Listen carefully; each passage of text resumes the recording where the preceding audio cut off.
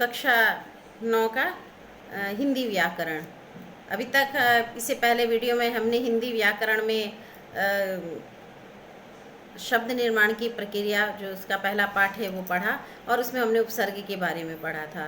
उपसर्ग भाषा के वे सार्थक लघुत्तम खंड हैं जो किसी भी शब्द के आरंभ में लग करके नए शब्दों का निर्माण करते हैं और शब्द का अर्थ वो बदल देते हैं। इसी तरह शब्द निर्माण की प्रक्रिया की अगली कड़ी है प्रत्यय।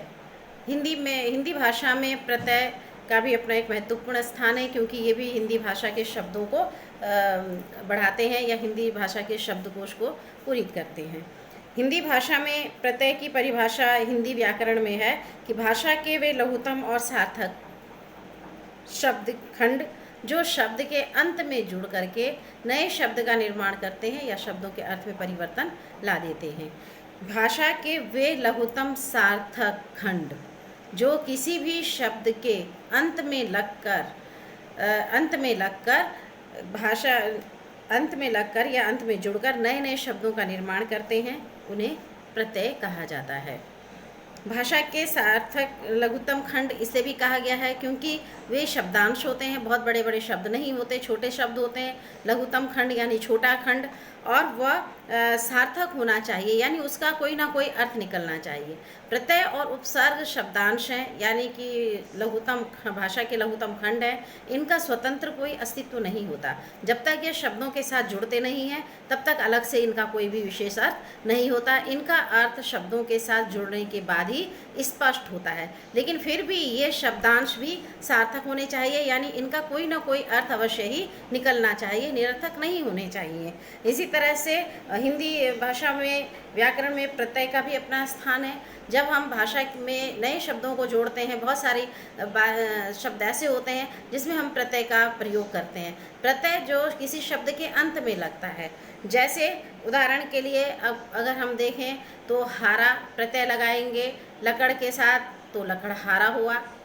दार प्रत्यय लगाएंगे दुकान के साथ तो दुकानदार हुआ। इसका अर्थ स्पष्ट अलग हो गया, क्योंकि दुकान का मतलब एक प्रतिष्ठान है, एक दुकान है, और दुकानदार का मतलब जो उसका मालिक है, जो दुकान चलाता है। ठीक है। इसी तरह अगर हम अन्य शब्दों के साथ भी इनके प्रत्यय को जोड़ते हैं, तो जैसे अगर आवश्यक है, आवश्यक माने जरूरी और आवश्यकता माने जरूरत। तो आवश्यक में ता प्रत्यय लगा करके एक नए शब्द का हम निर्माण करेंगे, जिसका मतलब जो हो गया आवश्यकता यानी कि जरूरत।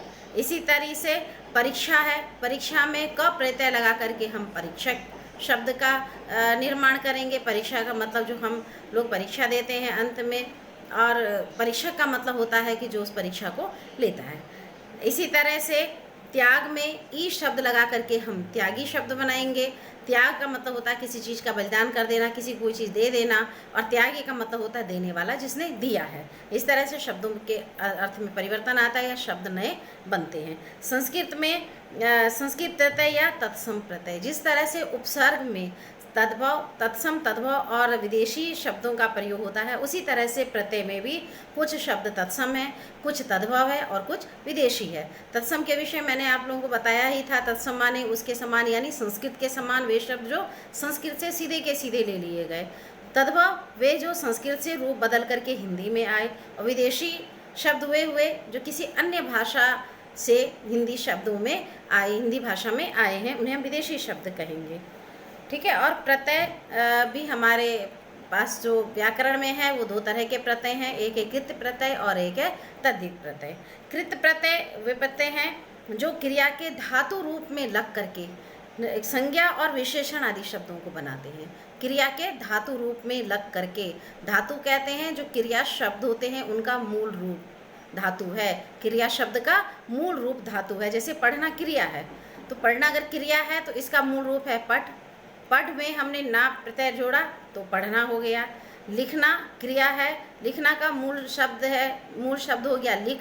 लिख में ना प्रत्यय को हमने जोड़ा तो लिखना हो गया।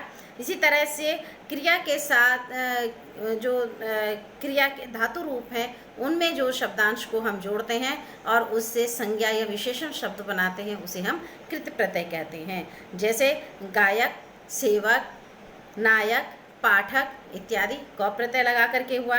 नेता, अभिनेता, विक्रेता इत्यादि ता प्रत्यय लगा करके हुआ। भिक्षुक, भावुक आदि उप प्रत्यय लगा करके हुआ। इस तरह से क्रिया